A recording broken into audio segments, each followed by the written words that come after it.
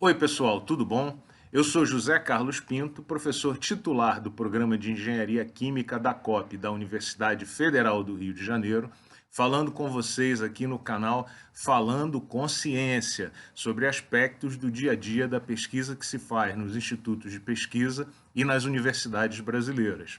Um dos aspectos mais interessantes da pandemia do coronavírus é o fato de que a crise global vem gerando fatos que desafiam visões bem estabelecidas em várias áreas do conhecimento, como a economia, a administração, a saúde pública. É como se a crise vem dando lições e gerando oportunidades para o desenvolvimento de novas teorias e novas visões de mundo. É a ideia do cisne negro, aquele fato novo, inesperado, que traz novas oportunidades para mudar o ambiente em que vivemos. Dentre as várias áreas e dentre as várias visões de mundo, não há dúvidas de que a visão liberal e a visão globalizante dos relacionamentos econômicos parecem estar, nesse momento, sob cheque. Eu gostaria de falar sobre esses dois aspectos rapidamente.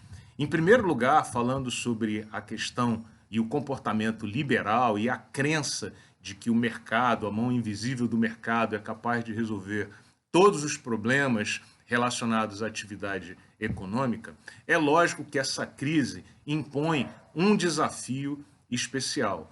Vem sendo muito discutido em todos os lugares, inclusive dentro da Organização das Nações Unidas, o fato de que o combate ao espalhamento do vírus para evitar o colapso dos hospitais acaba provocando também o confinamento daqueles trabalhadores que vivem por conta própria e precisam estar nas ruas executando suas atividades econômicas. Muitas empresas estão passando dificuldades e, por isso, teme-se a demissão em massa de trabalhadores em todo o mundo. E o que nós vemos é que, depois de um discurso claudicante, os governos conservadores e liberais dos Estados Unidos, da Inglaterra e agora também do Brasil se veem obrigados a injetar grande quantidade de dinheiro no mercado para apoiar os trabalhadores menos favorecidos e aqueles que eventualmente estão sob ameaça de perder o emprego. Nos Estados Unidos, fala-se, provavelmente, vários trabalhadores receberão cheques diretamente do governo central para que sejam capazes de subsistir e adquirir cestas básicas para continuarem vivendo. Na Inglaterra, o governo central se dispõe a pagar até 80% dos salários dos trabalhadores para que se evite a demissão em massa de trabalhadores ligados ou empregados em empresas que vêm passando dificuldades.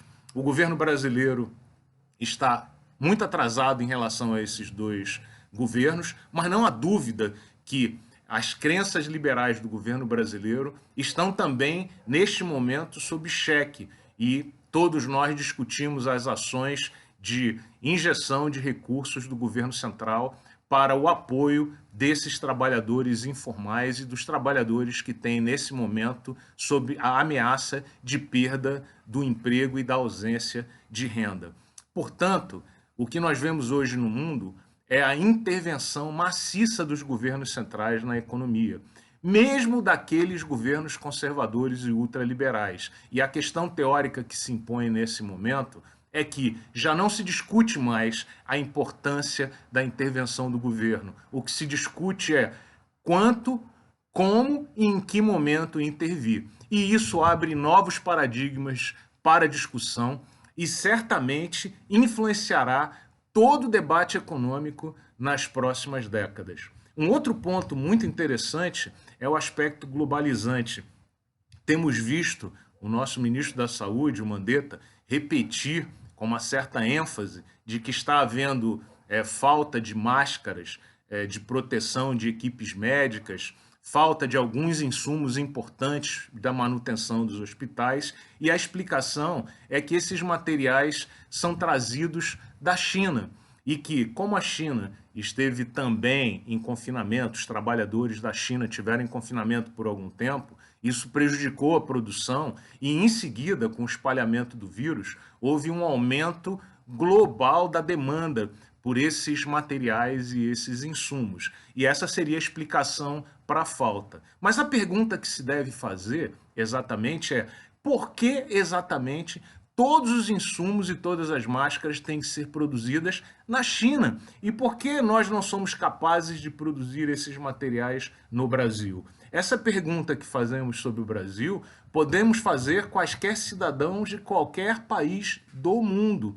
Parece óbvio que as cadeias logísticas globais e que definem que determinados pontos são pontos de produção, outros de distribuição, outros de consumo, não são capazes de lidar com um evento como esse.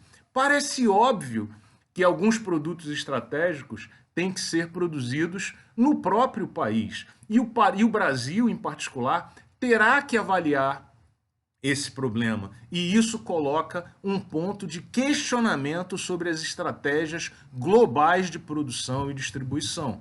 Porque numa necessidade eventual hoje da China, o Brasil pode se ver alijado de ter máscaras e ter insumos fundamentais para tratar os doentes aqui, o que é inconcebível para um país independente como o nosso.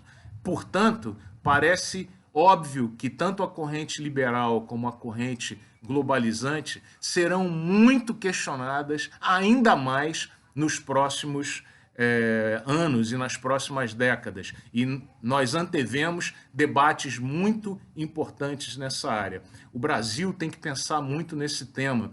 Todas as informações que temos sobre os últimos anos indicam que temos feito, como país, a escolha pela produção de bens primários, de minérios, e aquela famosa história do agro é tech, agro é pop, agro é tudo. Mas agro não é tudo, nós precisamos de insumos médicos, nós precisamos de máscaras.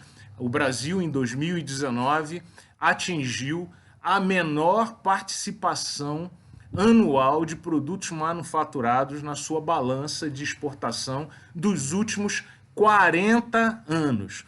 Todas essas informações você vai encontrar aqui embaixo na descrição do vídeo. É óbvio que nós precisamos reverter também como país. Agro não é tudo, nós precisamos de produtos que tenham uma carga tecnológica grande incorporada, como os insumos da área médica, dos medicamentos, e em todas as outras áreas, como de telecomunicações, como de computação e por aí vai.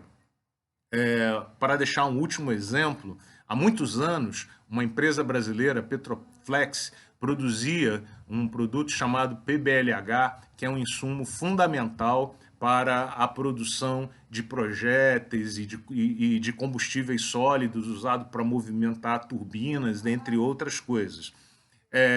Por conta do uso militar desse material, quando a Petroflex foi vendida para uma empresa alemã, essa linha de produção desse material foi descontinuada. E o Brasil hoje se vê alijado de comprar esse produto para o qual ele tinha tecnologia e planta industrial. Nós não podemos aceitar isso como futuro do país em todas as áreas. Nós temos que ser capazes de produzir insumos básicos, nós temos que ser capazes de produzir produtos agropecuários com grande qualidade, mas nós temos que tratar da industrialização e da independência do país em áreas estratégicas, como a de insumos para hospitais. É isso aí, pessoal. Belos debates nos aguardam nos próximos anos. A visão liberal e globalizante sob cheque é o que a crise está mostrando. Se puder, fique em casa. Um grande abraço e até o próximo vídeo.